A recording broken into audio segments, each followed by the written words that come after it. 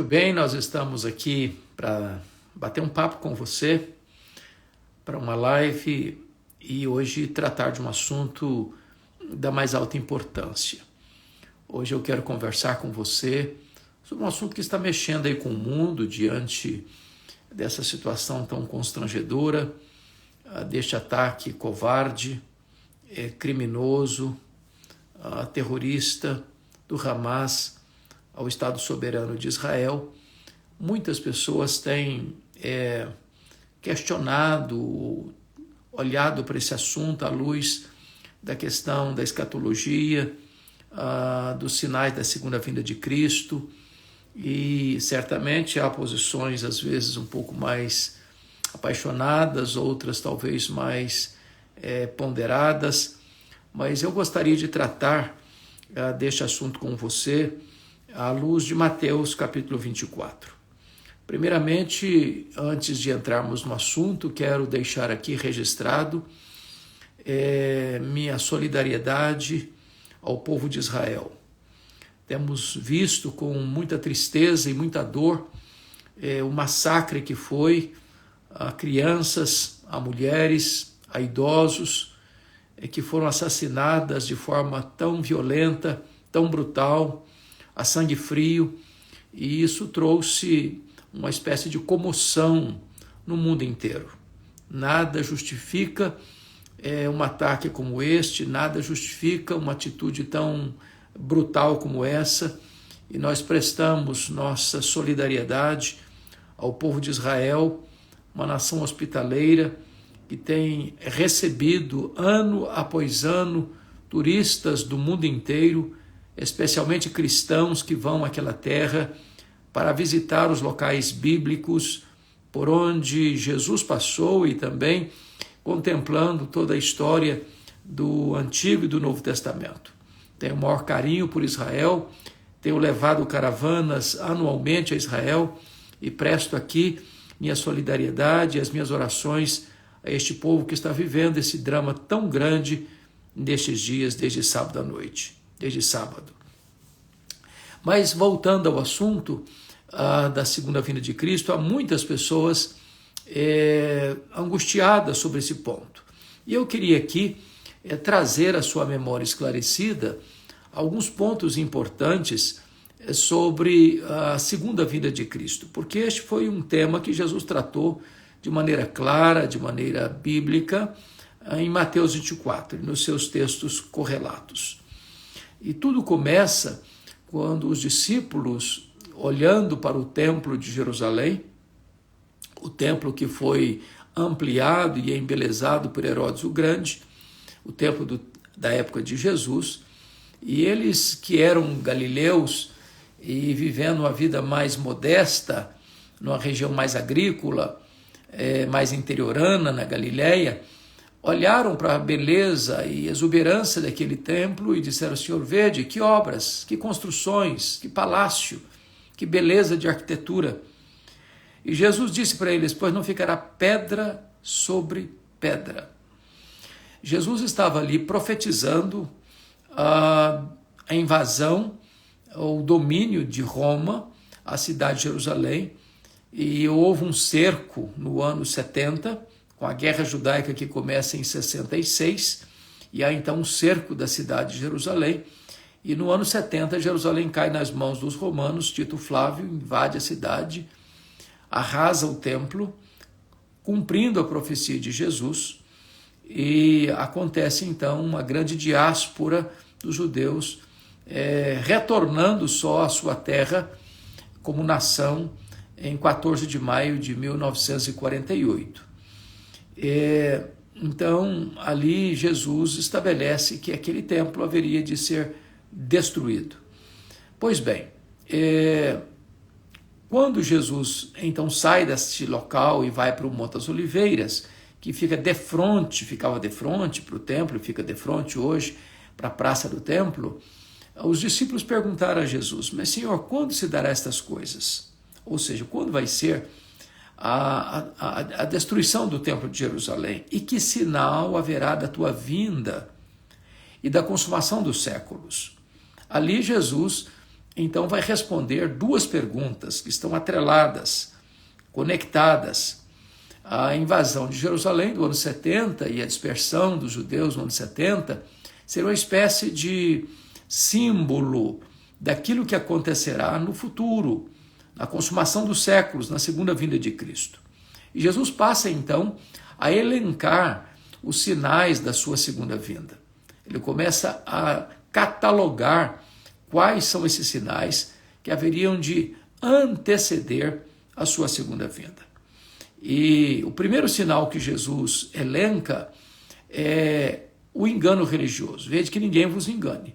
Então ele começa a falar dos falsos cristos, dos falsos profetas, dos falsos mestres, das falsas doutrinas, das falsas religiões, das falsas igrejas, dos falsos crentes. E este é um fato fortemente identificado nos nossos dias. Há muitos segmentos religiosos que surgem todos os dias, novas seitas, novas doutrinas, novas igrejas, que não têm nenhum compromisso com a verdade, não têm nenhum compromisso com a fidelidade às Escrituras. Então, quando você vê a multiplicação de tantas igrejas, cada uma defendendo a bandeira de que prega a verdade, que anuncia a verdade, mas muitas vezes completamente divorciada da verdade ou parcialmente divorciada da verdade, porque a verdade não pode ser parcial. Uma verdade parcial não é uma verdade completa. O evangelho não pode ser adulterado, não pode ser misturado, não pode ter qualquer mescla de outras doutrinas. Então, esse fenômeno que acontece no Brasil, no mundo afora, do engano religioso, é um sinal eloquente da volta do Senhor Jesus. No sermão profético de Mateus 24, mais uma vez, Jesus agora alerta para um outro sinal, quando ele diz que haverá guerras e rumores de guerras, reino contra reinos, nação contra nação. As guerras sempre existiram. Desde que Caim matou seu irmão Abel e tingiu a terra de sangue inocente, é que as guerras têm sido uma prática dos povos, né? Isso é fruto do pecado, é consequência do pecado. E muitas guerras brutais, sangrentas, violentas, virulentas, trazendo tanta dor, tanta lágrima, tanto sangue derramado, tantas mortes, ocorreram ao longo da história. Só no século XX, no topo do otimismo humanista, nós tivemos duas sangrentas guerras mundiais. A Primeira Guerra Mundial, 1914 a 1918, quando 30 milhões de pessoas morreram, e tivemos a Segunda Guerra Mundial, 1939 a 1945, quando mais de 60 milhões de pessoas morreram, dentre elas, no Holocausto, 6 milhões de judeus. Dos 9 milhões de judeus que haviam na Europa, 6 milhões foram brutalmente mortas com requinte de crueldade, naquele que foi uma chacina sem precedentes na história, que foi o Holocausto, promovido, patrocinado pelo nazismo. Aquilo que merece todo o nosso repúdio, toda a nossa reprovação. Eu já tive várias vezes em Jerusalém e procuro ir todas as vezes que vou visitar o Museu Yad Vashem, o Museu do Holocausto, para que este fato terrível, dramático, nunca se apague da memória do mundo inteiro, né? E depois tivemos tantas outras guerras, né? Guerras tribais, guerras étnicas, guerras religiosas, guerras econômicas, guerras por tantas e tantas e tantas razões. Mas neste sábado passado, o mundo foi profundamente atingido e ficou, de certa forma, estarrecido. Estamos todos perplexos diante deste ataque covarde, criminoso, terrorista do Hamas ao território de Israel, onde já mais de 1.000 pessoas foram ceifadas e tantas mais estão feridas, machucadas, produzindo aí uma situação de consternamento das nações do mundo, né? Crianças decapitadas, mulheres estupradas, velhos assassinados, famílias inteiras dizimadas, jovens que estavam numa festa criminosamente assassinados, crianças levadas como reféns e colocadas em jaulas. Tudo isso é algo que deva merecer o nosso mais profundo repúdio. Este é mais um sinal da segunda vinda de Cristo, né? É uma evidência eloquente de que Jesus, de fato, conforme ele mesmo estabeleceu, breve voltará, e cabe-nos estar prontos e preparados para esse grande dia, o dia da volta poderosa do Senhor Jesus Cristo, quando ele colocará todos os seus inimigos debaixo dos seus pés, e ele voltará pessoalmente, visivelmente, audivelmente, repentinamente, inesperadamente, inescapavelmente, gloriosamente, vitoriosamente, Jesus voltará. Mas o Senhor também alertou-nos de que a sua vinda seria precedida não apenas por engano religioso e por guerras, mas também por terremotos em vários lugares. Nós estamos assistindo, do século XX para cá, um volume mais elevado de terremotos, né?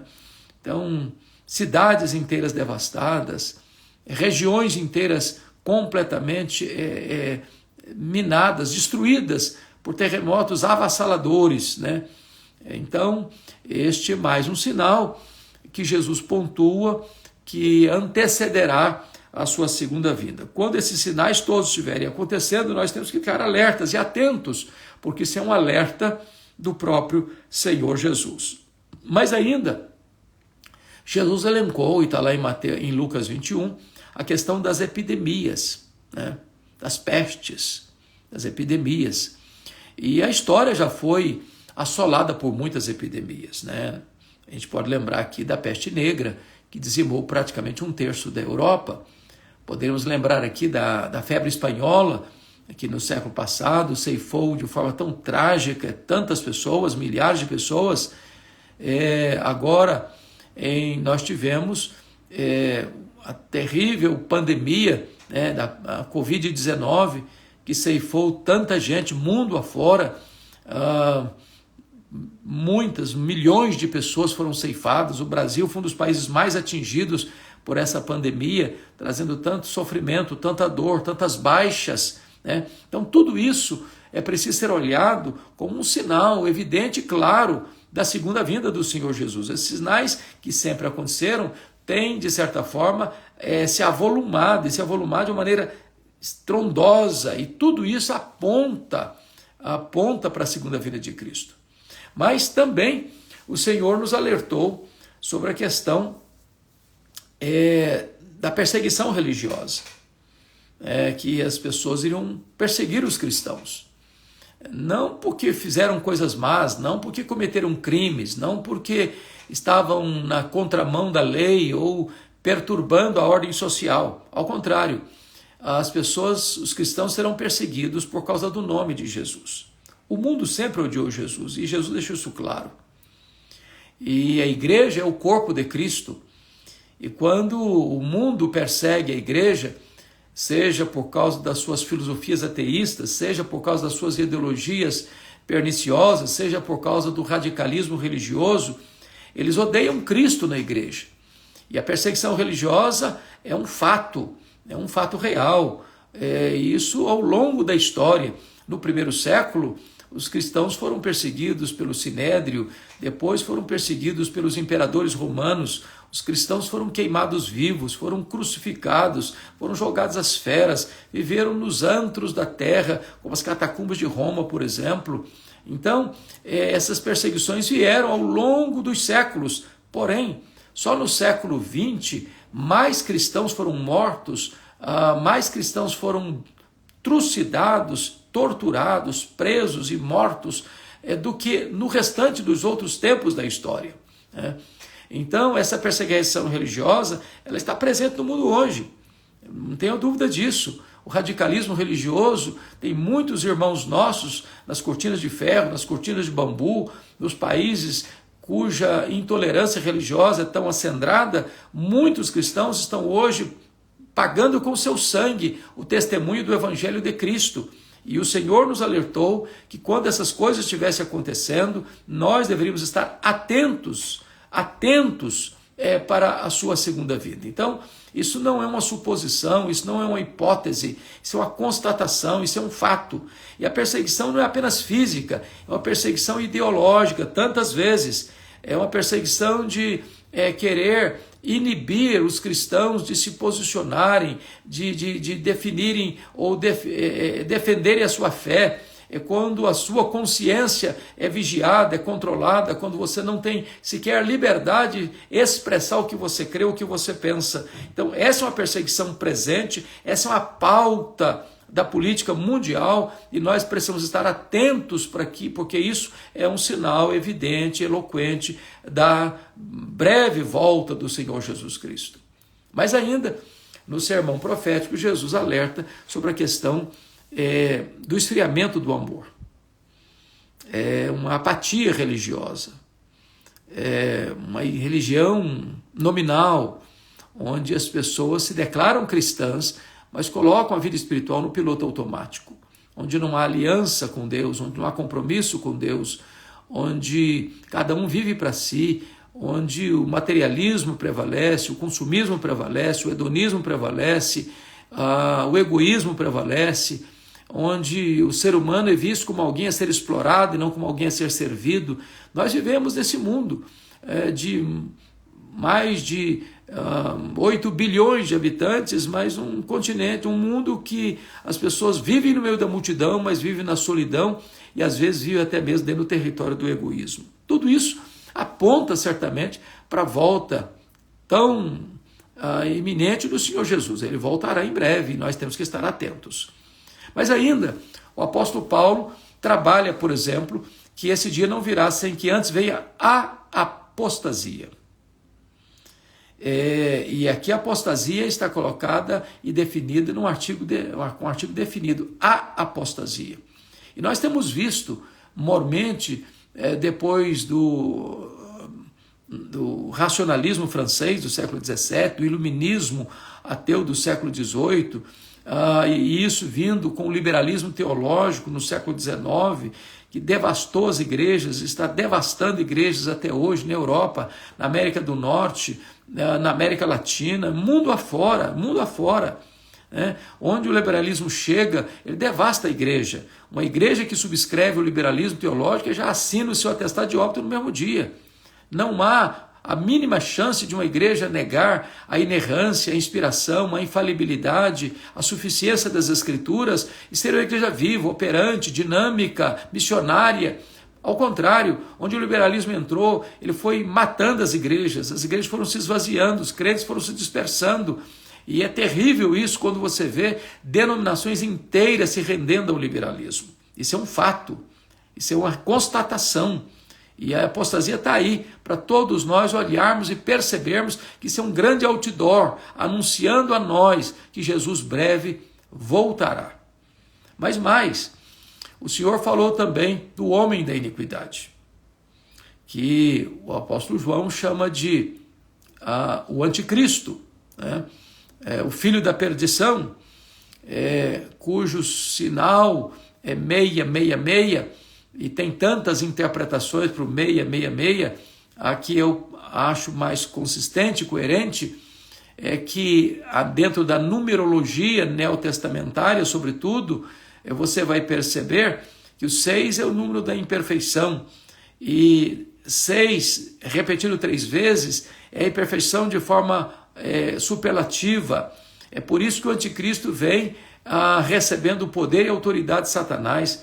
É por isso que a Bíblia diz que quando ele vier, toda a terra adorará o anticristo, todas as nações adorarão o anticristo, exceto aqueles cujos nomes estão escritos no livro da vida. Em outras palavras, sempre que alguém é convertido a Cristo, recebe o selo do Espírito Santo, tem seu nome escrito no livro da vida, nenhum desses Jesus perderá, nenhuma ovelha de Cristo vai adorar o anticristo, nenhuma das pessoas que Cristo salvou e foram compradas, levadas e lavadas no sangue do Cordeiro se perderá. Então, o anticristo está para se levantar. O mundo está se preparando para esse grande líder mundial que vai oprimir, que vai massacrar, que vai torturar, que vai levar as pessoas a uma decisão, ou você nega a sua fé, ou você morre.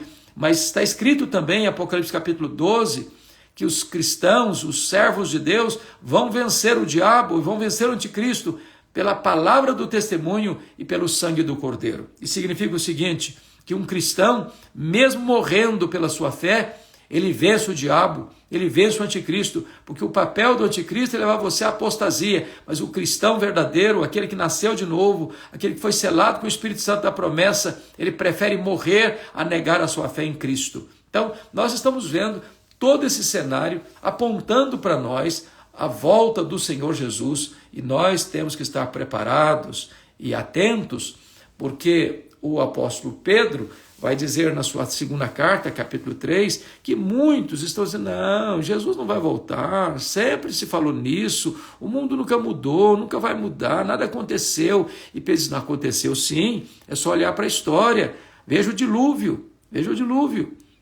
o juízo de Deus veio sobre toda a terra, só Noé e sua família foram poupados daquele dilúvio que devastou a terra. Então, Deus está agindo sim. Lembra de Sodoma e Gomorra? O juízo de Deus veio sobre aquelas duas cidades. Elas foram incendiadas, o juízo de Deus caiu sobre elas. E apenas Ló e suas duas filhas foram poupados, em virtude da oração de seu tio Abraão. Então, Jesus voltará sim. Essa verdade ela é inescapável, ninguém pode cancelar a segunda vinda de Cristo, ninguém pode alterar esse cronograma. Esse dia virá, é o grande dia do juízo, quando Deus chamará as nações a uma prestação de contas, e nós precisamos estar preparados. Agora, o apóstolo Pedro vai dizer, e Paulo também diz isso, que esse dia virá como ladrão, vai pegar a gente de surpresa, não vai ser um dia óbvio. Precisamos estar prontos, precisamos estar preparados. Então, não tem como você dizer, não, vai ser hoje, vai ser amanhã, vai ser o próximo mês, vai ser o ano que vem. Todas as pessoas que tentaram marcar a segunda vinda de Cristo fracassaram, porque esse dia é da economia da soberania de Deus. O que cabe a nós não é especular sobre esse dia, o que cabe a nós é estarmos preparados para que quando esse dia chegar, não nos pegue de surpresa.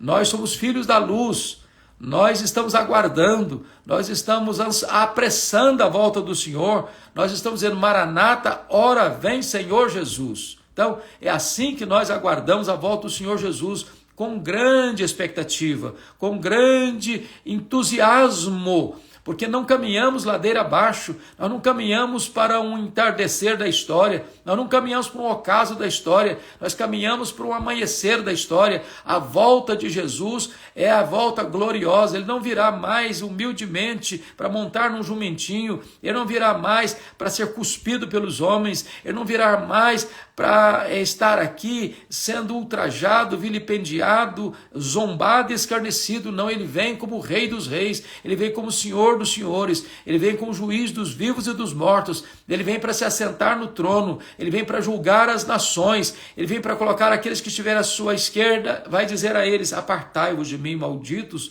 para o fogo eterno, preparado para o diabo e seus anjos. Dirá, entretanto, aos que estiverem à sua direita, vinde, benditos de meu Pai, entrem na posse do reino, que vos está preparado desde a fundação do mundo. O glorioso dia que ele será, dia bendito, dia de regozijo, dia em que nós veremos o nosso glorioso Redentor face a face, se nós estivermos vivos, e se o Senhor já tiver nos chamado, então nós ressuscitaremos primeiro. Então, só então os vivos que estiverem serão transformados e arrebatados para encontrar o Senhor Jesus nos ares, e assim estaremos para sempre com o Senhor. Então, nós queremos afirmar a você que a segunda vinda de Cristo não é uma utopia, não é uma quimera, não é uma promessa vazia. Todas as profecias com respeito à primeira vinda de Cristo se cumpriram literalmente, rigorosamente, e todas as profecias com respeito à segunda vinda de Cristo estão se cumprindo rigorosamente, e onde se cumprir rigorosamente, nenhum tio da palavra de Deus vai passar. Então, Deus é digno de inteira confiança. A palavra de Deus é a verdade e nós precisamos estar prontos e preparados para este glorioso dia da volta do Senhor Jesus. Pois bem, então eu gostaria de deixar esta breve palavra com você. Talvez você que esteja com seu coração tão pesado, talvez você que tenha escutado tantas coisas nesses dias, talvez você que tenha ouvido tantas mensagens atravessadas, umas para um lado, outras para o outro, sobre este assunto, eu quero que você se volte para as Escrituras, que você se apoie nas Escrituras, que você leia com muita atenção, Mateus 24, porque ali Jesus deixou para nós os sinais da sua segunda vinda. Correlato a isso, você pode ler com vagar também, 2 Tessalonicenses, capítulo 2. Você vai ver ali profecias muito específicas sobre essa questão. Você deverá ler também com vagar, 2ª carta de Pedro, capítulo 3. Você poderia também estudar aí 1 Tessalonicenses, capítulo 4, capítulo 5. E toda a Bíblia aponta, para esta consumação da história, para essa consumação dos séculos, para a segunda vinda de Cristo Jesus. Nós, povo de Deus, não temos terror em falar sobre isso, medo em falar sobre isso, porque, na verdade, esse vai ser o dia mais feliz da história. Ao mesmo tempo, vai ser o dia mais triste da história. Para aqueles que estiverem despreparados, não haverá segunda chance, não haverá segunda época. Quando Jesus voltar, será a consumação dos séculos. Ele vai sentar no trono, ele vai julgar as nações. Então não haverá mais tempo de se arrepender. O tempo do arrependimento é hoje. Se hoje você ouvir a voz de Deus, não endureça o seu coração. O tempo urge, a hora é agora. É preciso que você, como está lá em Amós, capítulo 4, versículo 12, prepara-te, ó Israel, para te encontrares com o teu Deus. E eu queria que você colocasse no lugar de Israel o seu nome. Prepara-te para te encontrares com o Senhor teu Deus. Que Deus abençoe muito a sua vida. Que Deus abençoe muito o seu coração. Que você esteja em oração nesse momento tão difícil da história pelo povo de Israel. Por caravanas que estão lá em Israel, irmãos queridos nossos, que estão lá em viagem, que estão lá em caravanas, sem poder voltar. Que Deus conforte, console, proteja todas as pessoas. Que Deus tenha misericórdia das nações, para que nós todos, unanimemente, repudiemos toda forma de terrorismo. Que nós busquemos a paz. Que nós vivamos respeitando e amando uns aos outros. Que Deus tenha misericórdia de nós nesse tempo. E que nós nos voltemos para o Senhor enquanto é tempo, enquanto devemos invocá-lo enquanto Ele está perto, preparando-nos para este grande encontro, o encontro com o nosso Senhor. Se Ele não vier, nós iremos até Ele, nosso dia chegará. E a morte não pode também infundir terror e medo ao povo de Deus, porque nós compreendemos à luz das Escrituras que morrer é lucro para o cristão, como diz o apóstolo Paulo em Filipenses 1:21. Morrer para o cristão é deixar o corpo e habitar com o Senhor, conforme diz 2 Coríntios 5:8. Morrer para o cristão é partir para estar com Cristo, que é incomparavelmente melhor, Filipenses 1:23. Morrer para o cristão é bem-aventurança, bem-aventurado aqueles que desde agora morrem no Senhor, para que descansem das suas fadigas e as suas obras os acompanham, Apocalipse 14:13. Então nós não estamos olhando com um sentimento de fracasso ou derrota, mas olhamos com perspectiva de esperança e segurança que temos em Cristo Jesus. Que Deus abençoe sua vida, que Deus abençoe sua família. Ficamos então por aqui, orando em seu favor, desejando que Deus abençoe você poderosamente. Um abraço, Deus abençoe a todos.